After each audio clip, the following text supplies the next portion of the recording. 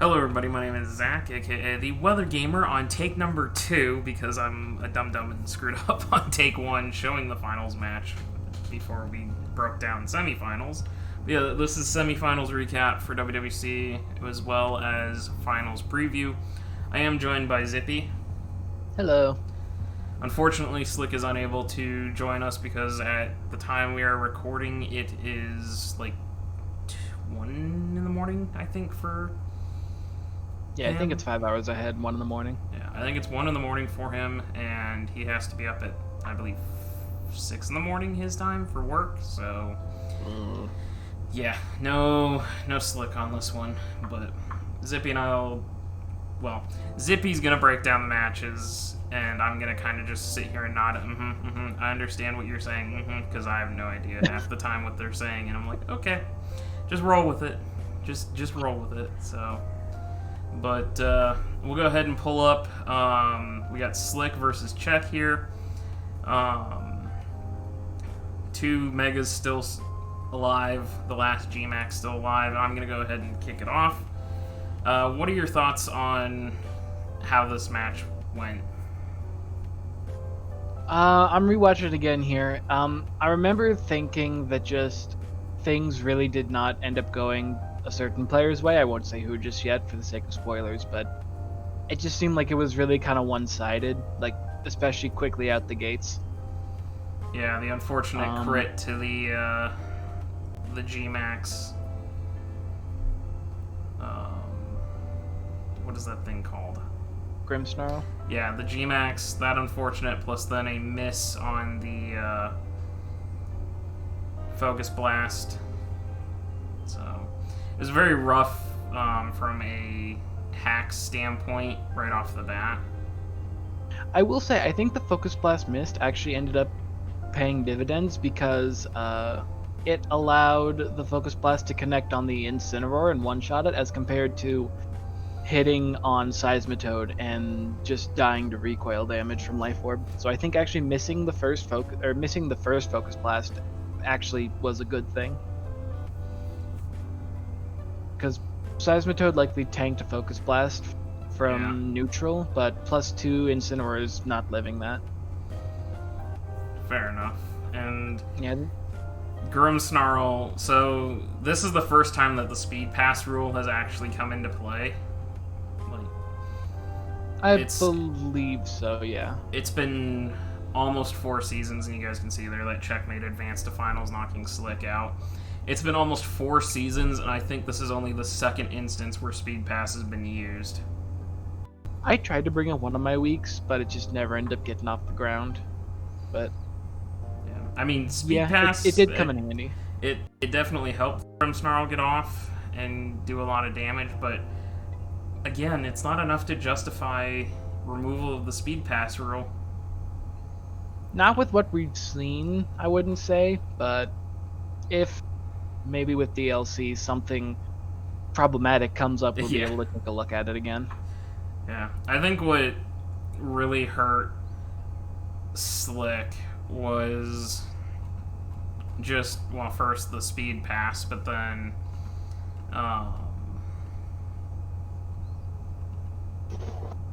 I don't know, it was weird. I thought Slick was going to be in control of this game for the most part early on, and then it's like the Grimmsnarl came in, and I think honestly, Slick trying to predict something with the after Seismitoad comes in, misses the Focus Blast, misses. He then tries to predict that he won't click Focus Blast again, and goes into the Incen, and that just lets Grimmsnarl set up a nasty plot. From there, I think you have to sack accordingly if you're Slick, and with Goodra already being down, Incineroar was the last switch in to actually deal with the Superior getting set up, so I think sacking Incin there was not the right call. Well, and also being banded on Galarian Darm versus Scarfed.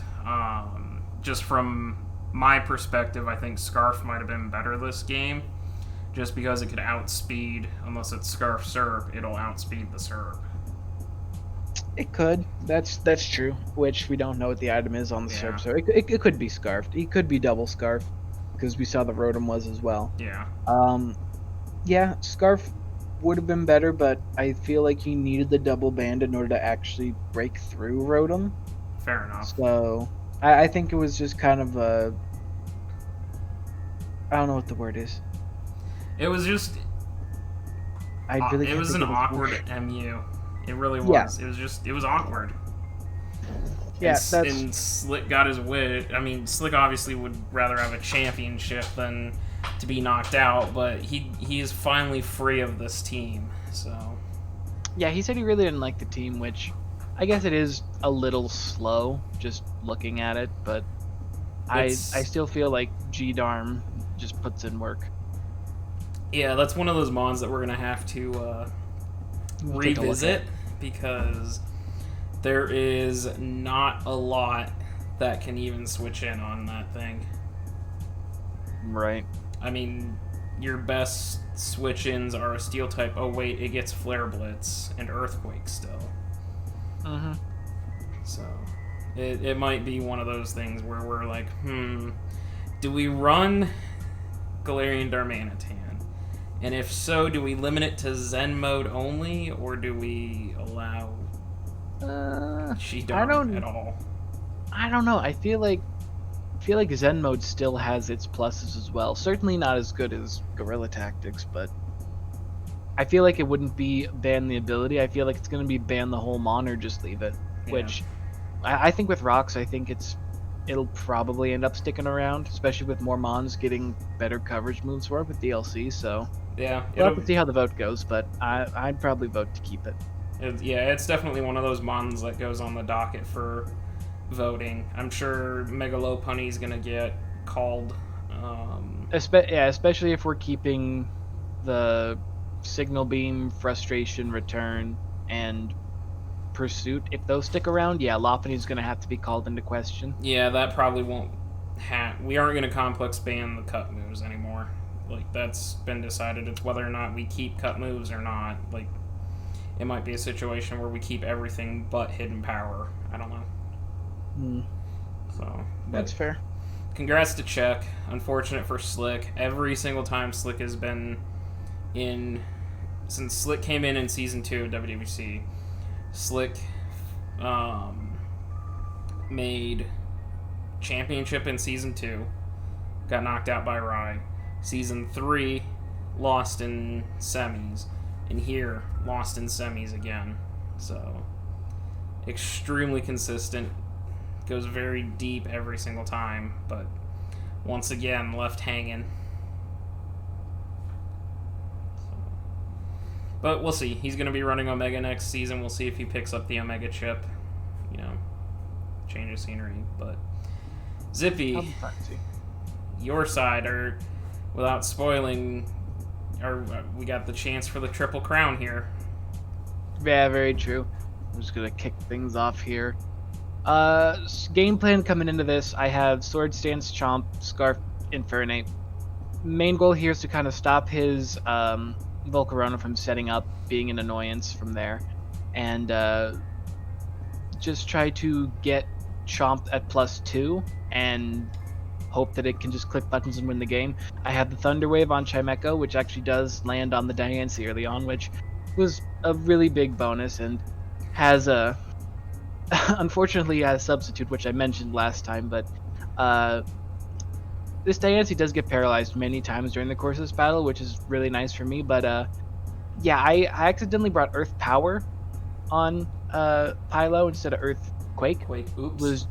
It was just I was like switching around moves, and I typed in Earth and just hit Enter. And fun fact, Earth Power is the first thing that comes up instead of Earthquake. So it's not the end of the world, but it's just kind of like, oh, that's disappointing. Yeah, that has happened to me with a Garchomp where I selected DD and then I typed DRA for Dragon Claw, and I hit Enter and it put Dragon Dance on twice. Oh. Yeah. Wait for what, Mon? Garchomp. Garchomp doesn't get Dragon Dance. Sorry, not Garchomp, Zygarde. Okay. Same Mon, different stats. Wait, I put Dragon... Wait, Zygarde doesn't get Dragon Claw. I know I did the who. Oh wait, Charizard. That's it. I get my dragons confused. Okay, they're all menacing with sharp teeth and claws, and May or may not have 6-0'd me, you know. Who's keeping track? I'm extremely skilled at using them, and so Yeah. But yeah, But so yeah, back to battle. It's basically just becomes a little bit of a stall war. Not so much stall, but just kind of we just keep switching our tanks in. it's stall. It's you. It's You play on a bulkier offensive side. I do. I like my walls, so I'm able to play around with them. And Chimeko's running Heal Bell this week, so that's going to be the way of clericing up the team. Of course, Almamola's Wish. Pylo's just kind of bulky. I think I end up running 4 attacks this week because I didn't see Stealth Rocks being too much of a bonus because the Volcarona is probably going to be heavy-duty boots. Yeah. Now, And, I do have a question for you on turn 23. Were you afraid of Shadow Sneak with the Garchomp? I 100% was afraid of Shadow Sneak. Okay. I Sword Stanced on turn 22 because I just... It blanked in my mind that he could have Ice Punch, which I think I actually looked at it. I think he like min-rolled the Ice Punch. Okay, but I just wasn't sure why that switch occurred, if it was for Shadow Sneak or... Yeah, I 100% was like, if I lose Garchomp here, then I'm in a really bad way. So, yeah, I was scared he was going to click Shadow Sneak on me, and then it turns out he doesn't have Shadow Sneak. But, so then now the goal is I have to get rocks off the field, keep rocks off the field, and get a good wish into Garchomp in order to heal it back up again. So that's going to be tough order. As I do have my Defogger is torn this week. I have Life Orb 3 attacks with Defog, just because I didn't want Chimecho to be completely... I didn't want Chimecho to be my Cleric and my Defogger. That's too many purposes for one month. So if it goes down, I want to have like a little bit more options with what I can do. So it back and forth here just keeps kind of bouncing back and forth between the defensive walls for a while. Does get the knockoff onto Pylo, which, well, that was actually Ray earlier, which I could have predicted that and switched out, but I just kind of decided it's for the best. It was for the best, not really for the best, but I didn't want to risk switching into anything else. And just was like, I'll just take the knockoff on Pylo because it was against Kecleon, so I'm like, I can deal with the Kecleon decently well. Kecleon does go down, so now the goal is to get rid of rocks, but the problem is he's got Ice Beam on the Empoleon, he's also got the Electros, so Torn can never really come in too well. Thankfully, now that Electros knocked off Chimecho's leftovers, Chimecho actually can stall out the Electros. Volcarona comes in, I just decide to go hard Pylo, because I do have Stone Edge on it. Or I think I have Rock Slide on it, and that's enough to pick up the kill. I think it's Rock Slide. Unfortunately, with the lack of an Eviolite, Bug Buzz and the Flamethrower will take me out. I go hard Infernape. First Stone Edge misses, or the Stone Edge miss on the Diancie switch and actually really hurt because I could tell from his investment that he was not max speed, max special attack like I was anticipating. I could tell there was some HP investment there, and it looked like max HP, like it was probably just max HP, max special attack. And a Stone Edge was not a guaranteed kill to go for a second one, so I decided to switch out and play it safe. So then we're back into the routine of hard switching in and out of my walls onto everything. And on the Empoleon switch in, Diancie gets paralyzed on turn 44 again, which was, again, really nice. Allows Almo to get the wish off, and then I just looked across my Mons because at this point everything's kind of low. Chimecho's like 2/3, Almamola's low. Garchomp's not living a switch in hit. So I decided to go Infernape, take whatever he wants to throw at me and get the wish off. He goes hard Empoleon. I predict him to switch out into Diancie, so he does go into... I go into Almamola, he goes right back into the Empoleon, which just completely walled my Almamola. Because, I mean, Almamola doesn't have anything to really hit it with. Yeah. And I do land a Hurricane on the Electros, which is good, shows my Life Orb. And then I just decide to U-turn out for Pivot. Oh, God, I just saw turn 64. I'm getting there. But yeah, and then it just kind of becomes a pivot war of what do I think I can what does he switch into? What can I pivot into like that? And he gets the Volcarona in, which again is another submon. I said the thing that's going to be the death of me is setup mons with substitute. Turns out he actually didn't bring setup, but he did bring the sub on 2 mons. So Stone Edge actually connects onto the Volcarona, and he actually shows Psychic. I didn't know what I thought his last move was. I was thinking maybe he would have Giga Drain as a way to like take Almamola's large HP pool and make it back into HP for himself. He shows the Psychic, which I looked into. It was an absolute min roll here that actually let Infernape live. I was thinking if he had a coverage move for Infernape, I was thinking he would have Hurricane, because I honestly blanked on the fact that Volcarona got Psychic. But min roll here actually saves Infernape. He decides to sack the Electros instead of the Volcarona, which I understand. Lele comes out. It's evident it's Scarf, nothing with the switch in. I just go for Stone Edge just for chip damage on it. I go Almamola trying to knock off its item, and he switches out because he sees that Scarf is pivotal to him still being able to win the game. I do end up picking a kill on the Diancie. Lele comes back out, and I have to start sacking things because nothing lives a switch in. So I sack the Chimecho to the Psychic, go back into the Almamola for the Regenerator, and at this point I'm trying to figure out how I'm going to win the game, because Empoleon is... the only thing that really beats Empoleon is my Garchomp, because Tornadus' movesets Defog, Hurricane, U-Turn, and I have Iron Tail for Lele and Diancie. So it can't really deal with it. Almamola can't deal with it, so I wanted to try to keep Garchomp alive for the Empoleon, but I couldn't ever see myself getting in, especially since I needed to get Torn in order to defog, in order to guarantee that Garchomp could get a wish in. So I just end up deciding to sack the Garchomp in order to stall out the terrain, which, slight misplay here. After the Psychic terrain wore off, I could have gone hard into Torn, guarantee live a hit, and defog. But my mind was just like, do the offense, or my mind was just do the defensive play, keep Almamola healthy, and I can switch out again for Regenerator, and I'm still trying to threaten the knockoff.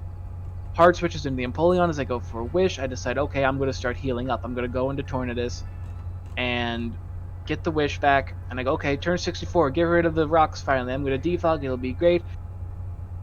Once again, Empoleon Ice Beam, picking up a freeze on one of my Mons again.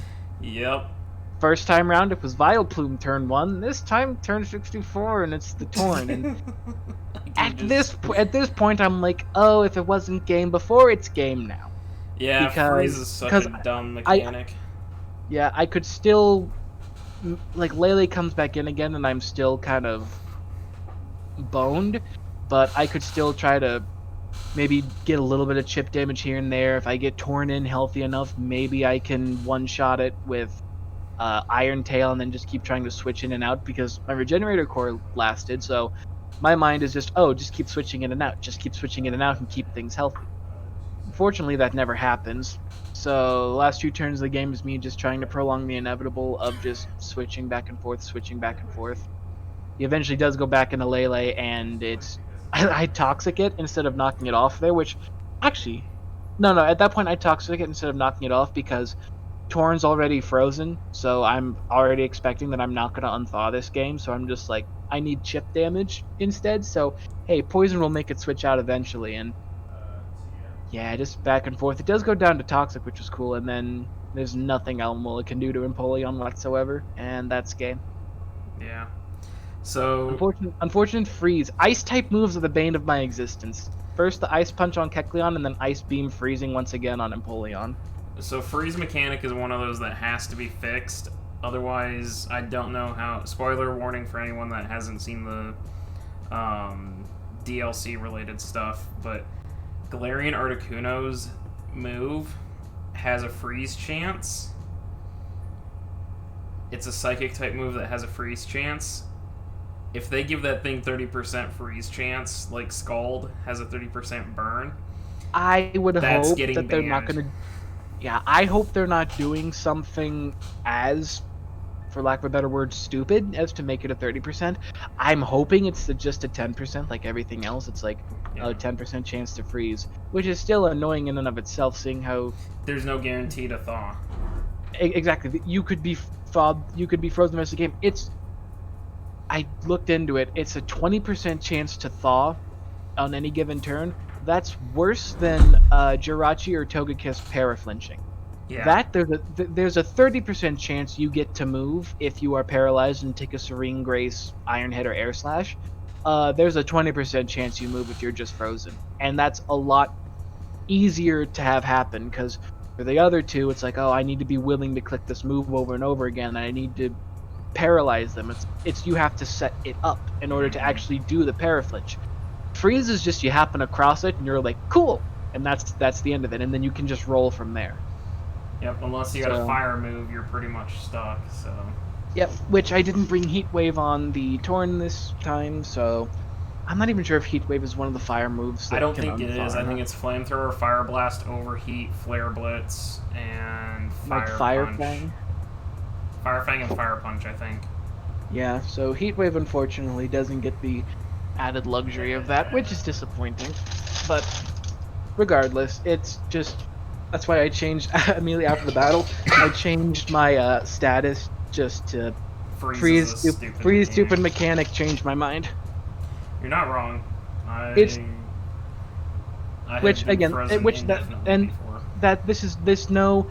it's not taking away from Blaze's victory here. Fucking great game to Blaze. It's just unfortunate that the hacks had to happen, which it kind of balanced out. He did get the paralysis on Diancie more often than not, I want to say, but still, it was a really good battle, and it sucks that I got frozen again against him. With a name like Blaze, you think he'd burn me, not freeze me. Yep. Well, I mean, his name is Blaze, so he has to be pretty chill. Bad joke, but... So that leaves us with a finals match of Checkmate versus Blaze. Unfortunately, Zippy is not eligible for the Triple Crown right now because of that, and he has I already pled told his Slick case to not pull to me up. Slick. We'll see. We will see. It's gonna all come down to who applies, how many people apply, who applies from a skill level position, and where we need coaches. Whether or not you go up or go down. You still have a chance. I don't think I'm going down. In all honesty, I would hope not. But no, sorry. You're not going down to Alpha, but that's like, you know what I mean. Like, we may have you up in Omega, and then suddenly someone applies, and then it's like, okay, well, now Zippy goes down to Gamma instead. All you have to do is get to Omega, win the chip, and then the next season of Omega flunk out, because then you drop back down to Gamma. True. So, you still have... That's it. If I make it to Omega, I just meme the entire season. That'll get me back down to Gamma. No, you win that season, so you get your Omega chip, and then you meme the next season. True. Okay, that's fair. So, but between these two, who do you have? Looking across the team here again, I'm really liking the look of Mega Diancie. Outside of like maybe Corviknight can come in and be bulky enough to live hits. And just the fact that there's not many Lele switch-ins, I'm inclined to say that I think this is Blaze's championship.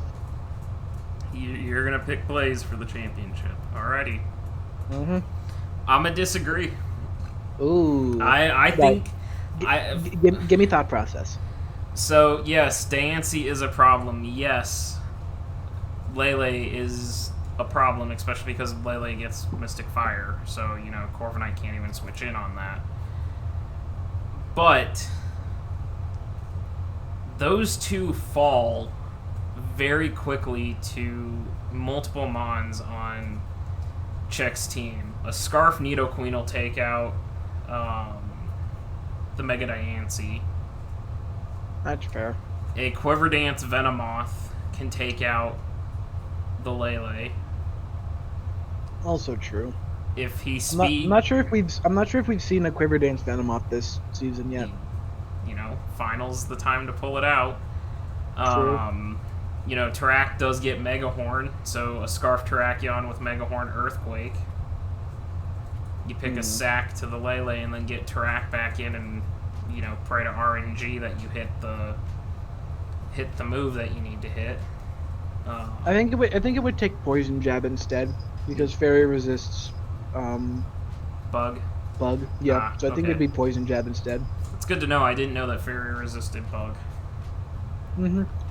And, if he gets another pass into the Grimmsnarl, speed passed into Grimmsnarl, that can wreck Shop pretty quickly. Ooh, that does actually look a little scary. So, I just think from a Mon standpoint, from the fact that Czech has shown that he's got close to an 85% win ratio in playoffs, I just think that this is going to be Czech's game. Blaze certainly can win this game, but just I'm looking at the matchup and I want to tip it to Czech. Bold prediction. We are going to see Blaze bring Meltan to Magnet pull the Corviknight.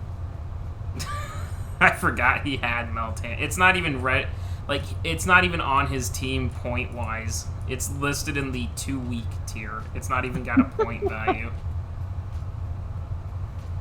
I'm going to see it. Meltan gets Thunderbolt. It can eventually chip through a Corviknight. Eventually, yes. In the meantime, that Corviknight starts to bulk up and then body presses. And kills the Meltan. Choice specs Meltan, anyone? Choice specs Steel Beam. Just obliterate something. Unless he misses the Steel Beam and takes 50% recoil still. Is that how it works? Yes, if you miss Steel Beam, you take 50% recoil. Ow. You take it, you click it, you take the recoil. And I believe it's 95% accurate, so 5% of the time you're going to miss and deal 50% to yourself. I think it might be 90, because I thought it was like I just looked it up, it's 95. Oh, I thought it was like a Draco. Oh, my bad. So, but yeah, I think your new Gamma champion taking over for Ian is going to be Czech. The only thing that Blaze has got going for him, Blaze lost 5-0 to Ian and proceeded to beat Ian round 1. Blaze beat you both times, but Blaze lost to Czech. So if the Ian comes back, then Blaze might upset Czech. We shall see. It's also funny because they both have a 10-4 record plus 16. They have the same record going into it. So I don't know. We'll see. So let's move over. Go ahead. I was going to say let's move over to Alpha. Okay. And I've got Sandy versus Axel up first. All right. I'm rewatching it again here. Yeah, I'm going to start immediately out the gates. Unfortunate hacks for Axel. The flamethrower is picking up the burn, so yeah, it's unfortunate, but that's clean as can be tech on Drake's ult. I mean, that's just clean tech to run flamethrower. And then the knockoff from the Kartana actually comes back to bite Axel a little bit in that the Draco's ult actually is able to Bolt Beak the next turn and pick up major damage on the Lele, which, thinking about it, how fast is Draco's ult? 75 base speed. It was scarfed. Wow. No, it wasn't scarfed. It was slow Lele. Yeah, it was a very slow Lele. Not surprising. Then I almost thought that the extra was just kind of run the game, but thankfully Ironhead doesn't pick up the kill, and then Comfey, the boy, coming through, picking up with the Draining Kiss, and then I think from here... Comfey Oh, was he just Leech Seed. incredibly annoying. Leech Seed, Protect, like... I would run Leech Seed on, but Protect just to stall out an extra turn, that's just mean. Coming from me, I love Leech Seed. It's my favorite move in the game. That's mean. Yeah. Yep, he's pulling some Celesteela tactics. I mean, if you can't beat the Comfey, like... True. He's able to switch the Vikavolt in on the Umbreon and then just keep threatening from there. Oh, yeah. Lapras. Gigantamax. Yeah. Lapras is the poster boy for why Gmax, besides Melmetal, like, Gmax Lapras is Alpha's poster boy for why it should be banned. Mm-hmm. That thing basically had a Melmetal, like, run. Yep, and then afterwards with the Aurora Veil up, it's just Vikavolt can just keep clicking buttons. Yeah, once that goes up, like, it's pretty well. And then to get a Leech Seed kill on the Gyarados, not even kill it with G-Max, and then Leech Seed gets the kill. It's maximum disrespect. Was that Specs Vika? I don't know if it was or not. Because that killed an Umbreon, unless it was defensive Umbreon, but... It's also super effective. Yeah, but Umbreon has base 130 Spadef. I'm going to pull up damage calc real quick just to take a look at that. And Vikavolt, I believe, is 145 special attack, so it's only a 15-point difference between the two. Umbreon, max special. Ooh, hold on. Like, a especially defensive Umbreon set, I wouldn't think would get okay. I think it was a it's looking like it was Specs and it was a physically defensive Umbreon set. Yeah, I was gonna say Umbreon's tanky. Not tanky enough if you don't give it the investment. Yeah, but which it's probably fine. He probably wasn't expecting Umbreon to actually have to deal with Vikavolt. Best case scenario. And then the Salt and the Wound that Stone Edge doesn't even kill because of the Aurora Veil. Yeah, the Lapras, I feel like being able to set up the Aurora Veil, such a strong move without having to have Hail on the field, it's basically, the G-Max Lapras is basically doing Alolan Ninetales' job, but better, and also killing things at the same time. So, I feel like good on Sandy for recognizing that, and, like, I think he first picked it overall, so... Yeah, good on him for recognizing that's a threat. We flame that pick so hard, but, you know... Here comes Big Boy Lapras to steal your soul. So Sandy picks up the number one seed versus either the number 3 seed or the number 7 seed between Mace and Hanny. Mm-hmm. And have you clicked play? Yes, I've clicked play. Yep. So very first turn. Wonderful for Hanny here. Able to pick up. Mace always likes immediately Mega Evolving to Lopunny the first turn, just clicking Fake Out, because I don't remember what week it was, but I talked with them about it, and they mentioned that they didn't like how they kept wanting to go into Lopunny, but then they realized they couldn't live the hit as well because it wasn't as bulky or it was the fighting type. I don't remember exactly what week it was, but I think it was like a dark type move. Like I think Mace wanted to switch it in on a dark type move, and it died if it didn't Mega. Yeah. I think it was week 3 against Mortal. I think they mentioned it because it was the banded Weavile. Yeah. Yeah, that sounds familiar. But they mentioned that, and ever since then they've taken to just lead Lopunny, Mega, Fake Out. It's an easy way to get the Mega. It's an easy way that you don't have to switch in Lopunny as its baby Lopunny, and you also don't have to let a Mon die in order to get Lopunny in for free. It's just a way to just, hey, here's the Lopunny, and it's Mega now, and now I can switch around and do whatever I want with it. Hanny picking up that that's something Mace has done past couple Inner weeks focus, here. yeah. Inner Focus Dragonite, which I remember because I helped Mace prep first time round. I remember I remember mentioning, oh, you'll be able to fake out anything except the Dragonite, which might run Inner Focus, but I don't see why it would. And then this time, I just completely forgot that that was a thing. Yeah, that's clean tech, and that's clean prep by reading your opponent's tendencies there. Yeah, that was just complete and total props there.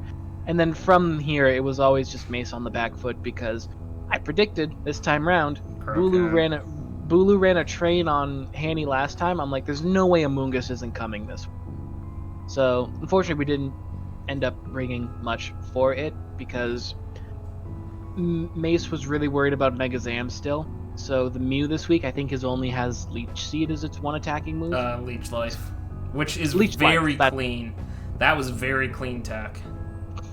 Yes, that was completely Mace's doing. They had like started building, and I come in to see what they're doing, and they're like, "What do you think about this?" And I'm like, "Well, I like you have it for the Mega Zam. I didn't like so much that it was like, oh, that bug is like the worst coverage move to have for it. You could take like Shadow Claw or a Dark type move.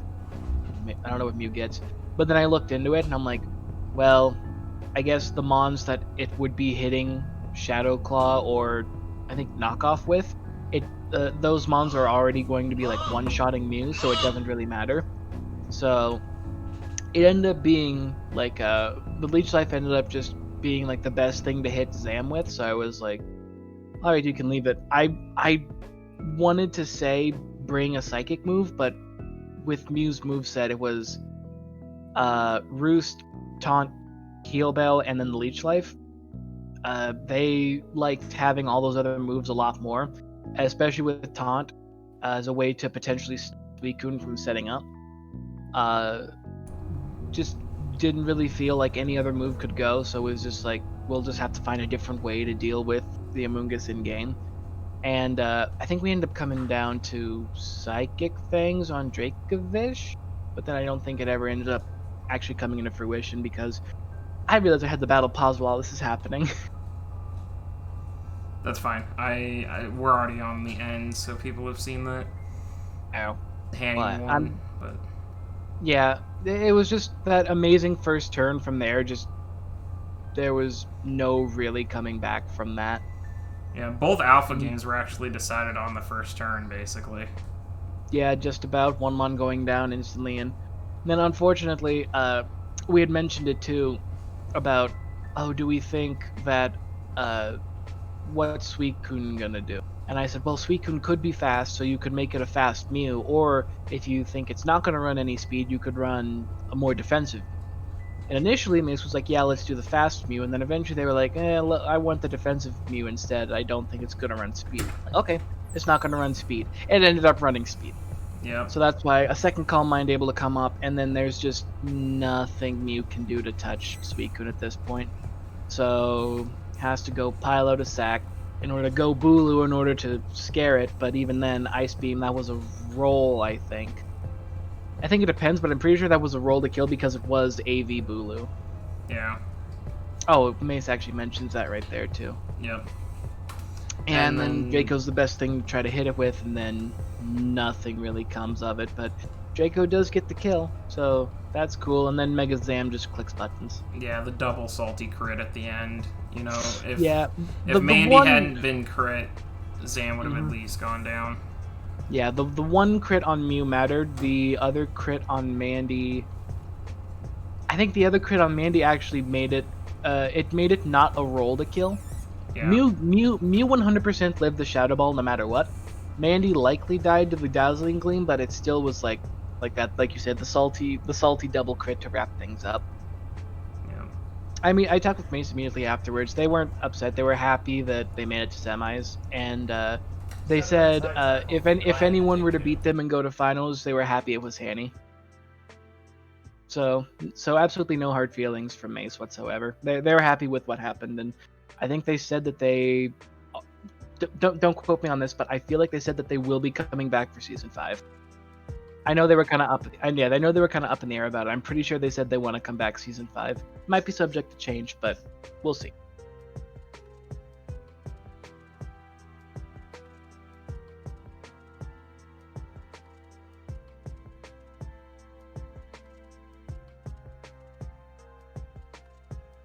Oh, okay. But then we can take a look at the finals matchup against Hanny and Sandy. We saw this match in the regular season here. I'm trying to find it. Hanny versus Sandy. Sandy did end up winning the Week 11 match. It was a 2-0 win. So it will be interesting to see if Hanny will be able to adapt like she did with Mace, able to adapt and see if she can't put Sandy into the second place. But I'm trying to find rosters to get a better look here. G-Max Lapras, very, very intimidating, but with something like Coco, you will likely be able to deal with it slightly better. Not completely, Drill not run. completely whatsoever. Lapras gets drill run. It depends if Lapras wants to run physical though, because Lapras most of the time runs special.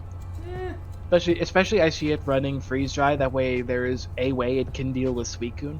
You know, Dragon Dance Lapras is a thing. It is a thing, but I still feel like, because looking down the team, Sandy, I'm realizing actually does not have a grass type. Yep. Or a fire type for that matter. Yeah, he doesn't have the FWG core. Yeah, I feel like I remember he had Delphox at one point, but I think he ended up dropping it for something else. But the one thing Hanny cannot do is bring T-Tar. Hanny cannot bring T-Tar. If Hanny brings T-Tar, this game is over. It depends if Sandy ends up expecting T-Tar to come, because of course Sandy could just bring Gigalith of his own, and then that will be the sand setter. But I don't know. I don't think we'll see sand, honestly, because I feel like Amoonguss will be able to deal with the Excadrill pretty handily. And just looking at it, I feel like you mentioned the D-Dance Lapras. I don't think it can be, because outside of Freeze Dry, the only thing that can really hit Suicune super effectively is Dracozolt, which Dracozolt will absolutely shred through a Suicune quickly. Vikavolt. But Vikavolt too. Well, if the Suicune Calm Minds a few times, that's going to be a little harder for Vikavolt too. But when I look at the team and I think, oh, what's going to deal with the Suicune, the Dracozolt jumps out, just leaps at me. So if Hanny's able to find a good Dracozolt switch in, things should be a little bit better off here. Lapra's still very intimidating, but Hanny does not have a ground type. what would the ground type be for? The Excadrill? The Zolt. Right. There's no ground type, and Coco boosting electric moves. True. Coco, it's almost like Coco and T-Tar are immediately taken off the board this game. I suppose, especially with Drill and Lando. Both these teams looking little weak to ground. Hanny especially. 1, 2, 3, 4 ground weaknesses. Yeah. Ugh. So that will be something that will have to be worked around for Hanny. Yeah. Like I was leaning Hanny just looking at the Mons, but now that you mentioned that, Excadrill has a mild field day outside of Suicune and Amoonguss. Yeah, well, and I mean, Amoonguss is not taking a plus, unless it's defense. I'm going to pull the calc, but I don't think Amoonguss can take +2 Earthquake. I think it depends on the investment, and Amoonguss also gets Foul Play. So if Drill comes in on Amoonguss and sets up, Amoonguss can click Foul Play, and that should chunk the Drill down far enough that other Mons can come in and deal with it once the weather goes away. But well, let me Foul Play. Foul Play to a standard Sand Drill does 88 to 104 at +2. Drill's doing 75 to 89 to defensive Amoonguss from off of a Jolly nature. If it's So rapid spin adamant, it's going to do 83 to 98. So Amoongus cannot switch in. not switch in, no, but drill can't set up on the Amoongus either. No, it can't. But if it sets up on the switch, Amoongus is going to get hefted. Right. Which at that point, I think you would click the foul play and then try to regen out a few times, which wouldn't be good. But how do we let Sandy get such a stacked team in Alpha? I don't know. I'm not running Alpha.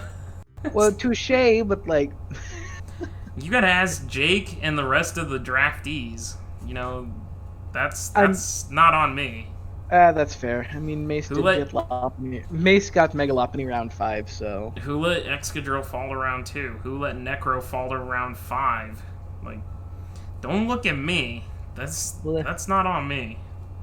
Yeah, I guess so. I'm sticking with Sandy. I think Sandy wins this. I think Sandy's your Alpha champion. I think Sandy retires the Green Bay Semi-Sages, which is the plan, according to him, is to retire the Semi-Sages. What would he be instead? He was I think he posted it in the server. There's a logo being created. I don't know where. I'd have to scroll a long ways. Yeah, we'll worry about that later. Oh, no, there it is. It was on 6-1. It's the Regal Renaissance. It's G-Max Lapras. Oh, yeah, that does sound familiar. Go figure. So that's probably what's taking over here, but I think Sandy picks up the chip here. I think Czech picks up the Gamma chip, and then I'm inclined to say the same for Alpha. Like, I'm trying to find a way Haney can deal with all of what Sandy has, and I just don't see it. Yeah, it's... That being said, Haney, if you're listening, prove me wrong. I mean, Haney is the 7 seed, and she took out the 2 seed and the 3 seed already, so... Only makes sense the 1 seed should be the last one. Yep. She could march her way to the championship, so... Or she marched her way to the championship. She could march her way to picking up the chip itself. If she does, oh my god, the prep will be immaculate no matter what. Mm-hmm. Well, guys, that's going to be it. As far as the finals go, if the matches are played at a time where both Zippy and I are able to sit down, record, and live comm, we're going to try and live comment the finals, and we'll post those when they happen. But then we'll have the recap when Jake, Slick, Zippy, and I can all sit down. We'll have the full recap. Jake and I will talk from a commissioner standpoint. We'll talk to